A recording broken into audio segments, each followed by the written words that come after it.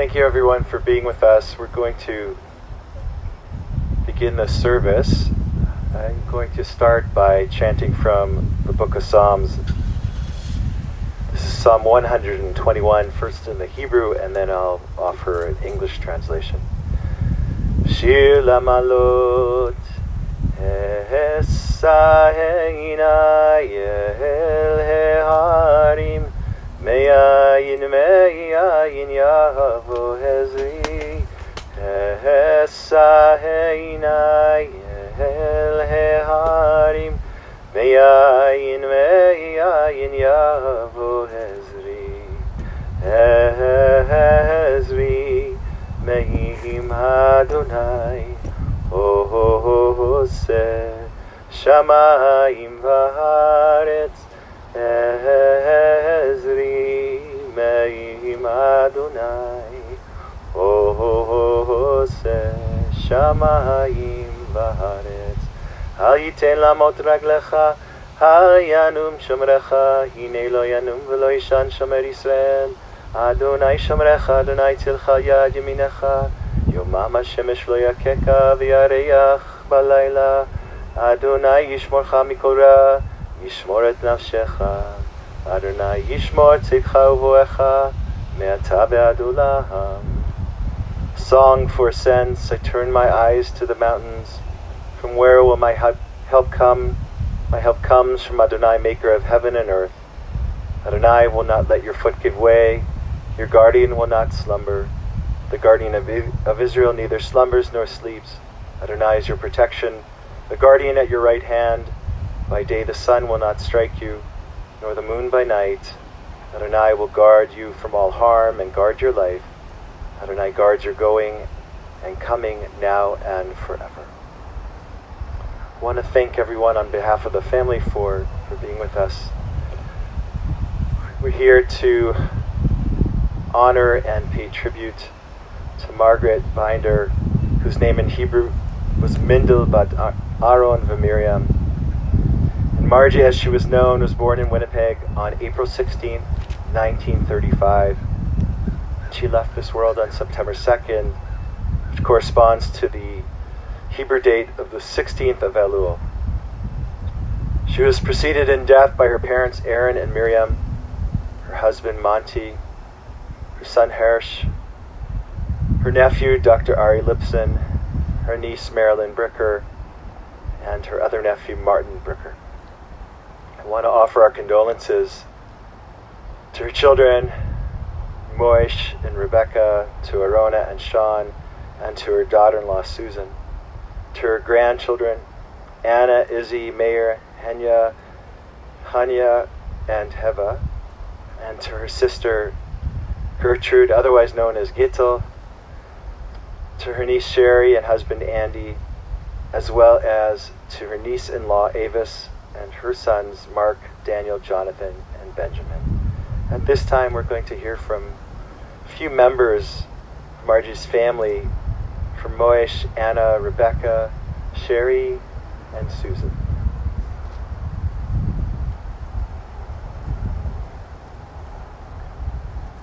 Thank you everyone for coming.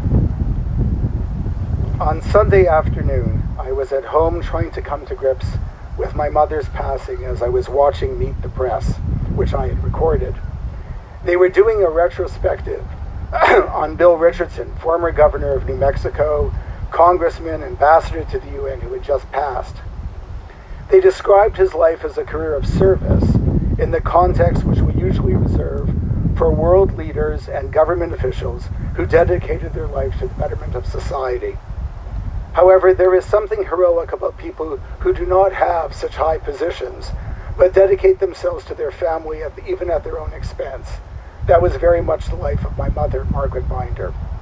My mother was born on April 16th, 1935.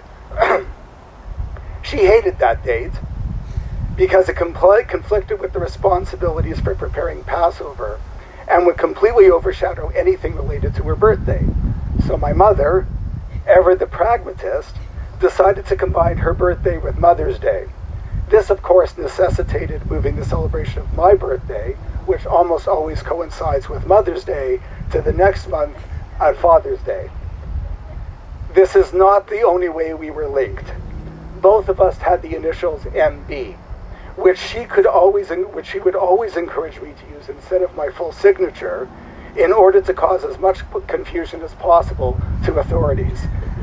In this way, I could sign for her, she could sign for me, and no one would be the wiser. As you can see, my mother didn't always color within the lines, but quite frankly, that was because her life was not an easy one. Growing up during the war years on the home front, there was a shortage of everything except for love. She forged a lifelong bond of friendship with her sister Gidel, as well as a deep and loving connection with her parents, Aaron and Miriam. She graduated from parish school and McRae School in 1947 and entered into what she always called St. John's Tech. But due to her failing health of my grandfather, Aaron, she had to leave to help support her family as her older sister Gidel had done previously. She didn't have the option of pursuing a higher education. She worked at Central Auto Parts, which was located at Princess Street, which is interesting because I also work on Princess Street. She mentions to me on a trip downtown that she would go into this place called the Ham and Eggs Grill, to get coffee in the morning and occasionally an egg sandwich. Unfortunately, the Ham and Eggs Grill is no longer standing. It's now a housing complex.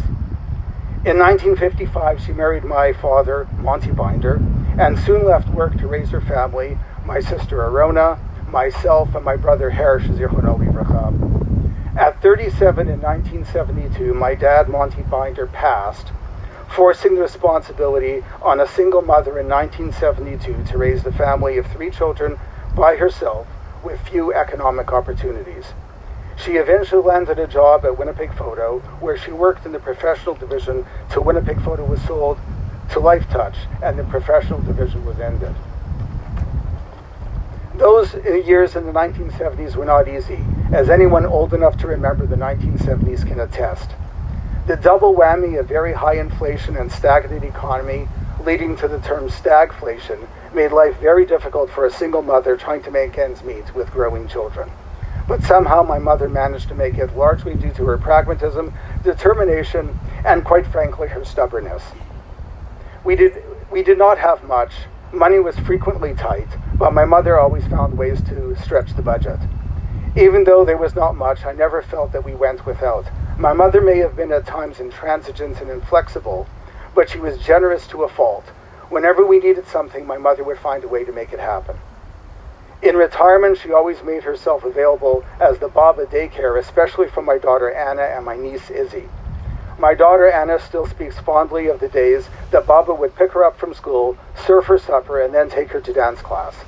In that time, I was exposed to an entirely different side of my mother. I often joked with her that in her world there were 2 ways of doing everything, her way or the wrong way. But with my daughter, she was patient and doting, revealing a side I rarely saw during those tough days we experienced as I was growing up. In retrospect, being somewhat freed of the financial burden of working and raising a family, my mother finally was able to enjoy the joy of her grandchildren. Or maybe it was just the fact that my daughter was way better behaved than we were, especially my brother and I. She rarely spent any money on herself. She was laser focused on making sure she supported others. My mother never tolerated the heat very well, and during the summer months would frequently visit our home for the night so she could get some respite from the heat. However, she would always insist on returning to her home during the day so as not to put us out. This would go on for several days until the heat would break. It was only much later that she broke down and bought herself the extravagance of an air conditioner. A wise friend of mine, who may be live streaming this event, once told me, "Your parents take care of you for the first 30 years of your life, and then you take care of them for the next 30. As her health continued to deteriorate, her relationship to myself and her wonderful daughter-in-law, my wife Rebecca, transitioned to that of caretaker, as there were an increasing number of daily tasks we began to take over. We would do her weekly grocery shopping, her banking, which she insisted on transacting everything in cash, as well as some of the cleaning of her house. There was always a certain amount of resistance, as her need for the independence she had forged all her life was being compromised. She was never especially committed to ritual Judaism, but she had a strong sense of commitment to the Jewish culture and heritage. To the end, she still managed to separate milk and milk dishes. Celebrating high holidays and Passover were a must. My cousin Alan and Avis's son Mark remarked how foundational these seders were to them. Unfortunately, in recent years, she was limited in what she could contribute in terms of cooking and cleaning. Growing up, my mother would always have my grandmother over for Friday night dinner. We continued that tradition with her, frequently having her over to dinner, although usually not on Friday night. She preferred Saturday or Sunday night dinner. My wife speculated that it was Saturday and Sunday were the nights she felt the most alone. On Saturday, September 2nd, 2023, my mother passed in her home, which she doggedly hung on to as a lifeline during most of her adult life. Like all heroes, my mother was not perfect, but her actions were worthy of admiration and respect. To the end, she was independent, sometimes infuriatingly so, but she was always true to herself. If that's not a life of service, I don't know what is.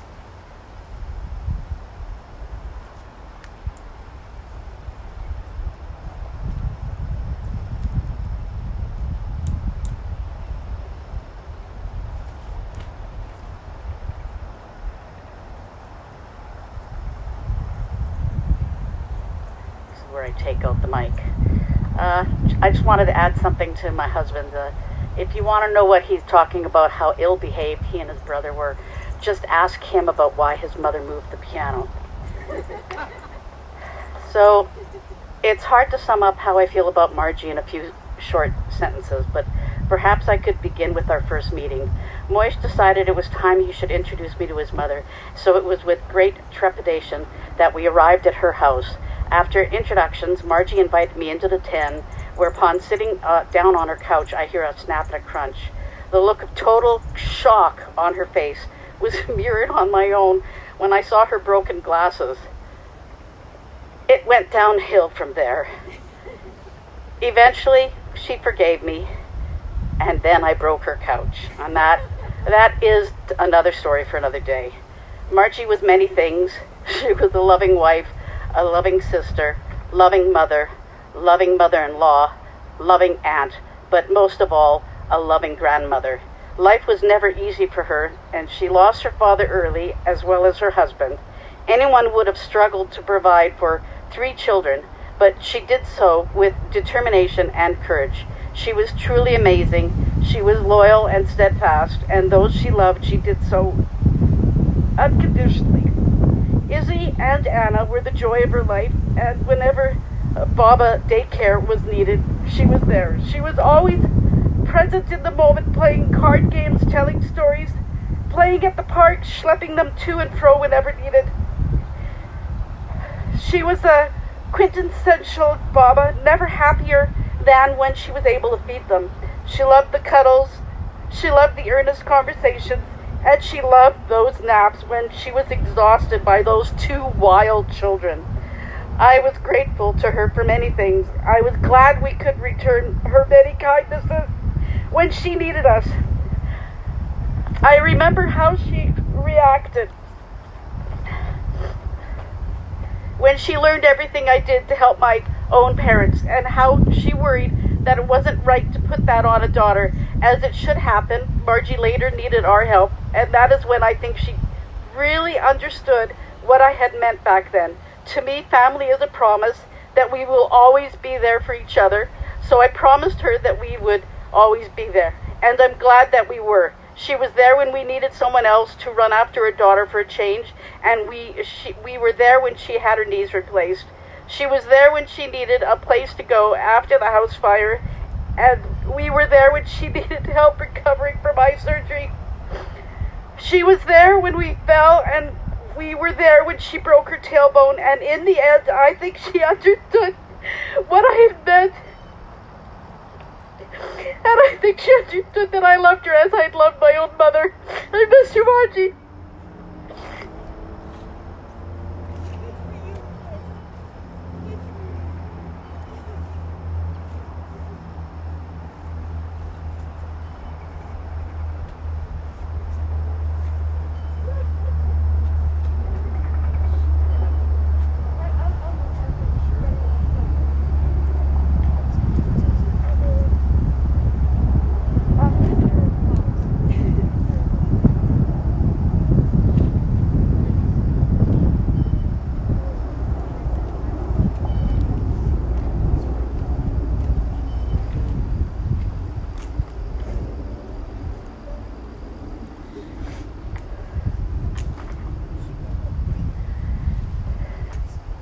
My Baba was the most unintentionally funny and ironic person who has ever, or likely will ever, walk this earth.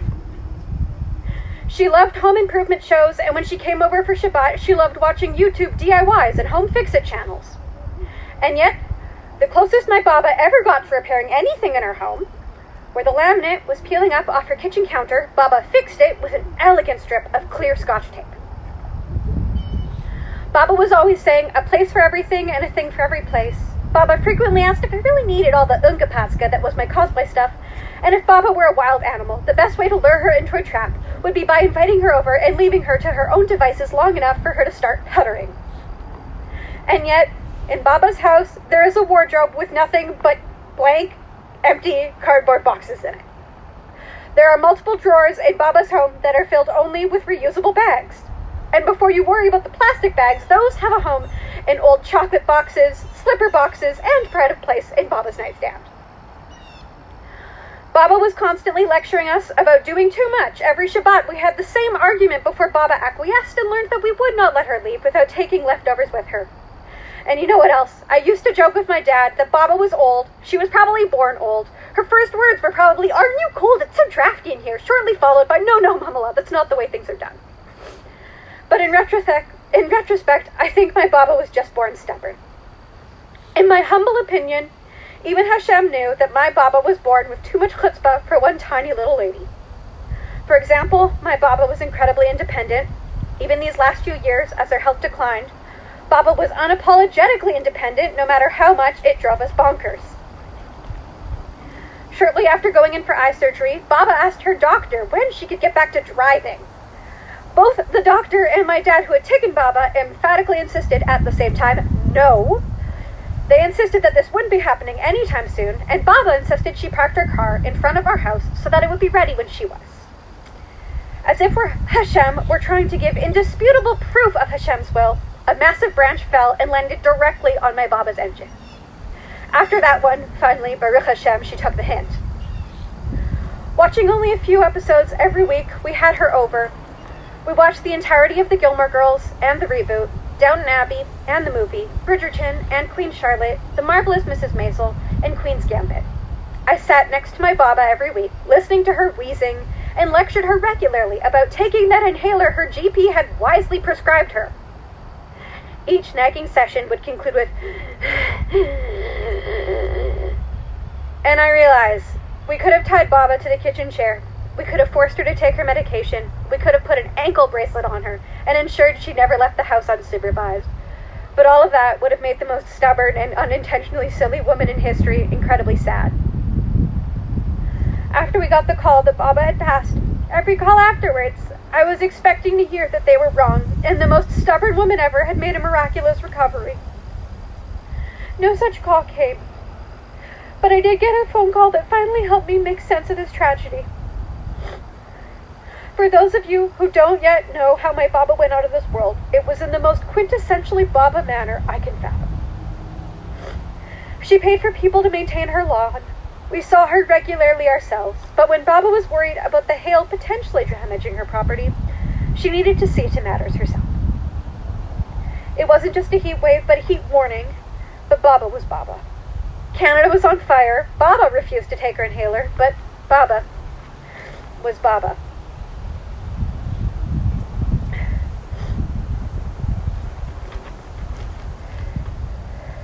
Neighbors sent their little pitchers out to help the crazy lady doing yard work, all of which eventually had to go back inside because it was just too hot. But Baba was Baba. We could have held her down and forced her to take her inhaler. We could have put in baby gates, tripwires, and stationed guards. But Baba would still be Baba. And when you encounter an unstoppable force, the best you can do for her is to love her. She was a crazy lady. But she was our crazy lady. Her time, her care, her love, and her unfathomable stubborn chutzpah will live on. Baba's memory will continue to be our funny anecdote and our blessing. And I don't think Baba would have wanted it to go any other way. Thank you.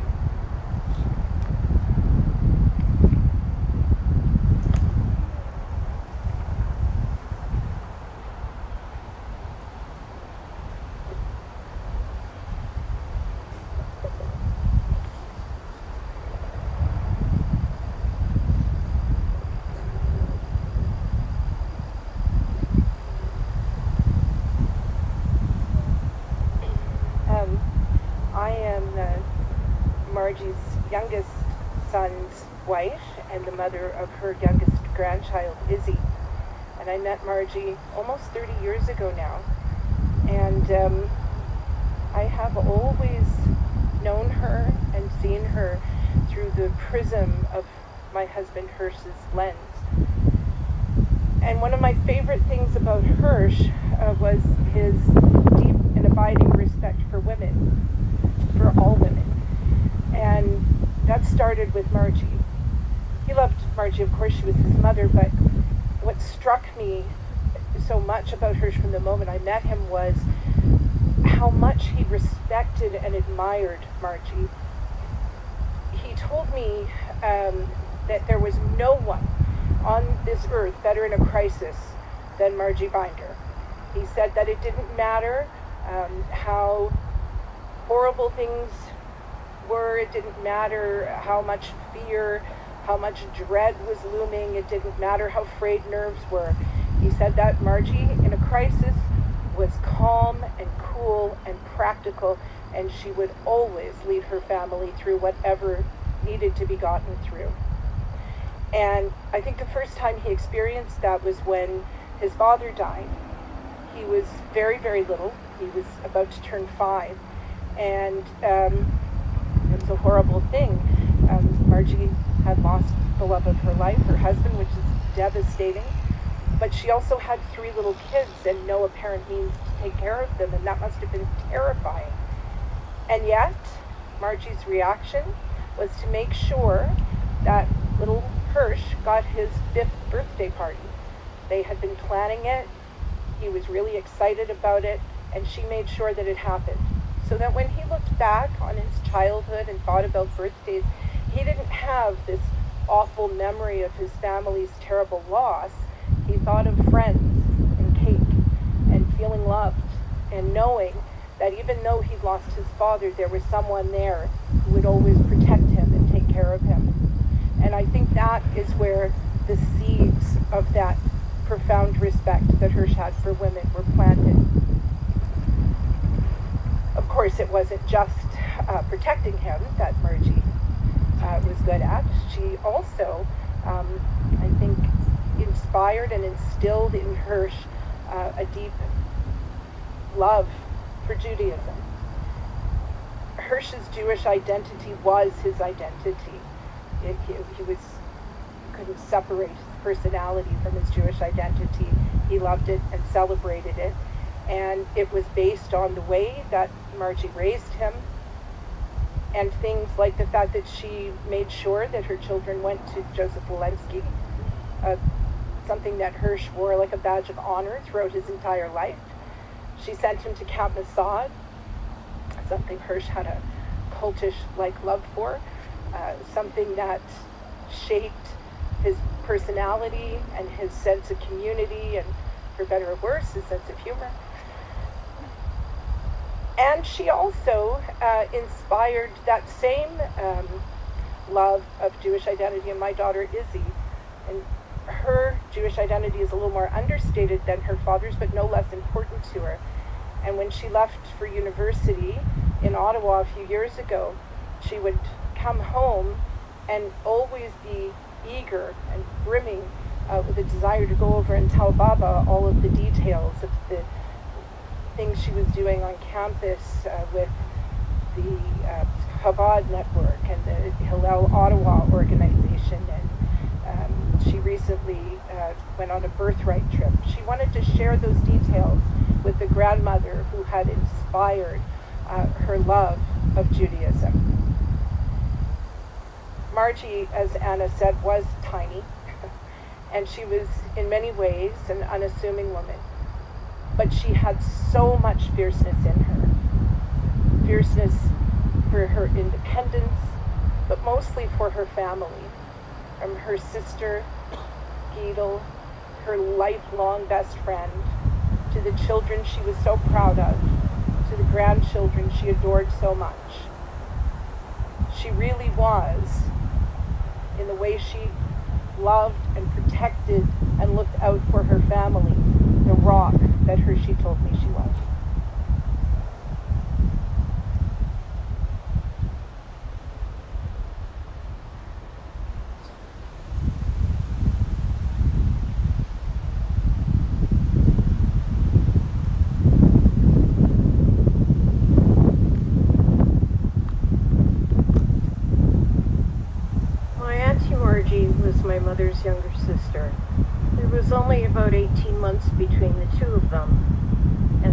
almost their entire lives. In fact, over the years, Mark, Rebecca, and I often referred to our mums as the twins. My mother reminded me in the car on the way down here how when my mom got married, she lived upstairs from my Baba Miriam, and when Margie got married, she lived right across the street with her in-laws. Now, over the years, my mother would regale me with stories about when she and my auntie were little. My mom and my aunt had shared a bed growing up, like so many others. Half asleep, something, or most likely someone, was scratching my mom's head. Of course, my mother assumed the guilty party was lying right next to her, playing some sort of joke on her. The result was my mom gave her sister a thwack. Well, several scratches more and several zetzes later, my auntie woke up furious, demanding to know why she was getting thwacked, and vehemently denied any culpability in the scratching. After a few more minutes of arguing, the two girls settled back down to go to sleep. It was then my mom sheepishly realized that her cat had snuck upstairs from the basement and had been making herself a bed in her hair. Took quite a while for Margie to forgive my mom for that one. Now, besides living across the street when they were first married, my mom and my auntie were, for the first 12 years of my life, right across the street from us. Our families lived right across the street from each other. All of our cousins were in each other's houses all the time, and to me, my auntie was just an extension of my mom. Another mum to me, if you will. And I can remember when Mark's late brother Hirsch was born.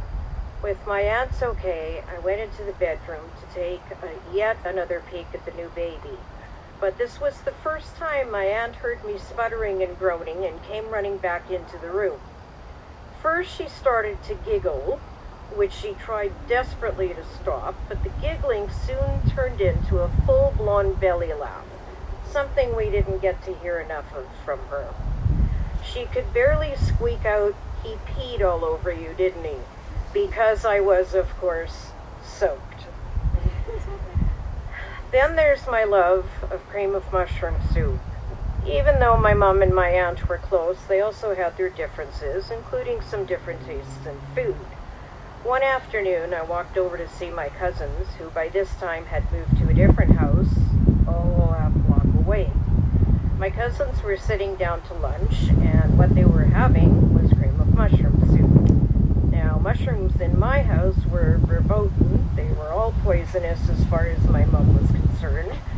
So my auntie had to do some pretty clever convincing me to even try a spoonful. To please her, I did try it, and wouldn't you know it, I was hooked. To this day, cream of mushroom is my favorite soup. And during more than one bowl over the years, I've thought back to sitting at that table with my cousins and my aunt cajoling me to try the soup. Being older, families, we each had families. I didn't get to see my auntie as much as I would have liked. But there's been lots of good memories, especially if major holiday meals had at her place. I loved how as adults, Rebecca and myself, along with my mom and my aunt, all contributed to make the meals a success. Under the chief head and guidance of my aunt, of course. And Margie was a great cook. I never could get my apple pie with crumble topping to taste like hers. Unfortunately, over the years, there have also been too many sad memories as well. Mark's father passing, and my mom's divorce left both sisters alone. Perhaps even more horrific is that my mom and my auntie both lost sons. These sad times brought our little family closer together, though, and there were always get-togethers with my mom, my auntie, Mark, Rebecca, and Anna, and later with my husband Andy in the mix. Andy and my aunt took to each other right away, and certainly loved each other, but to quote Andy, he really liked my aunt. That was the kind of person she was. As you've heard before, for my aunt family was everything. Andy and I, Mom, Mark, Rebecca, Anna, Susie, and the rest of our family are already missing her so very much. Izzy and Anna were the light of her life, but she had a special, special place in her heart for you, Anna. I hope with all my heart that by now Margie has been reunited with her son Hirsch and with her beloved husband Monty. Yehi zichra baruch zichrona livracha. May her memory be a blessing.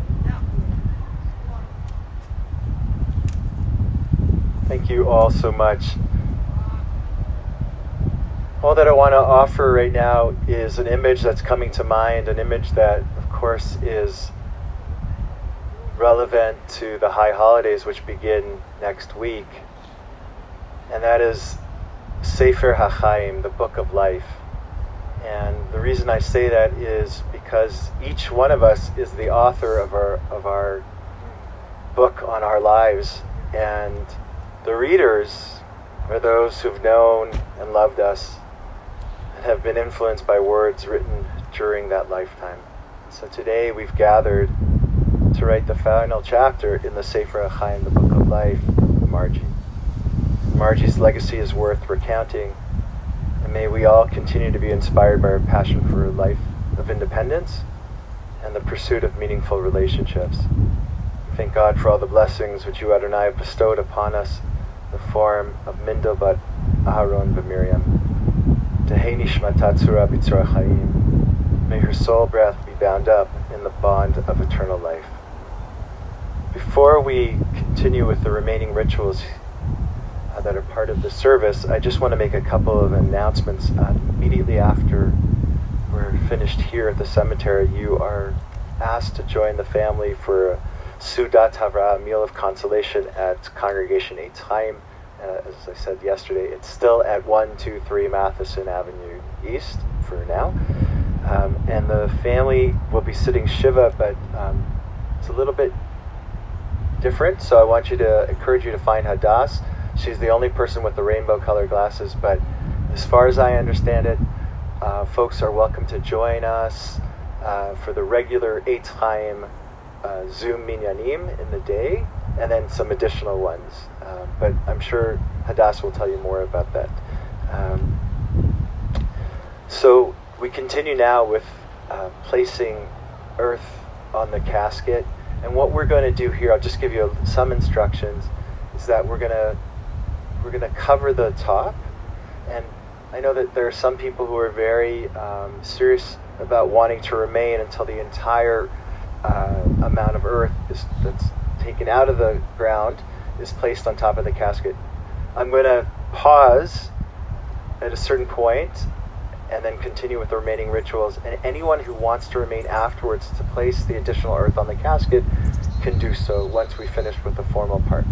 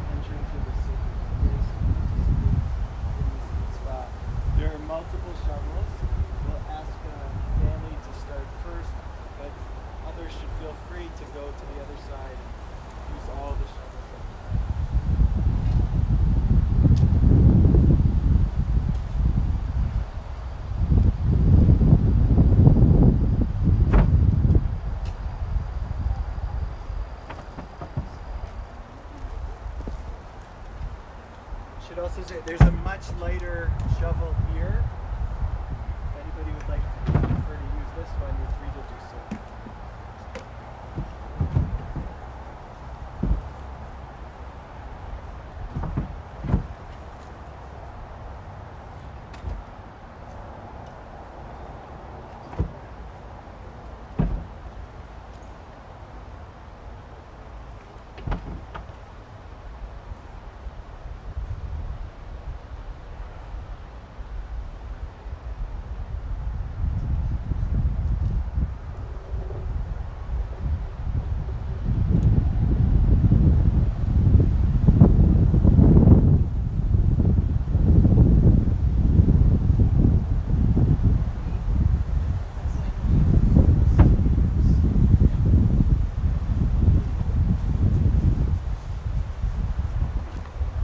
others can feel comfortable going to the other side where Evan is, up there.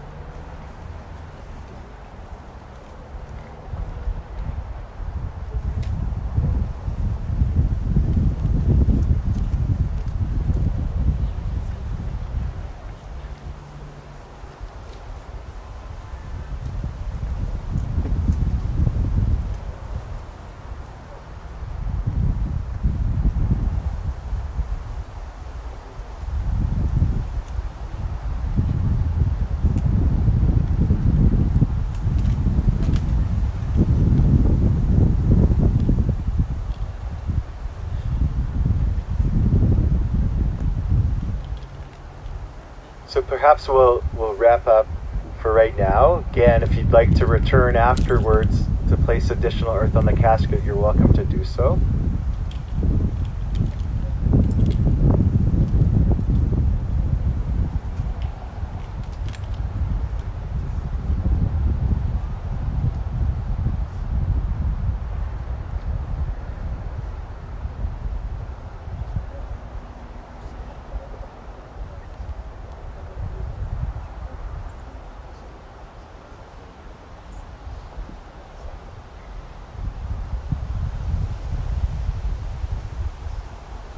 I'm going to recite the El Malei Rachmim and the memorial prayer, and that'll be followed by the recitation of the Mourner's Kaddish by the mourners. El Malei Rachamim Eshochein Bamromim Hamsei Menucha Nechona Tachat Kanfei Shechina B'Ma'alot Kedoshim Utorim Kazarakia Mazirim and Nishmat Mindel bar Aaron Miriam Shalcha le'olama Began Eden Tehi Menuchata Ana bala rachamim Hastireha besetek nafecha Le'olamim utzror b'tzror chayim et nishmata Adonai hu nachlata V'tanuach b'shalom v'mishkava V'nomar Amen.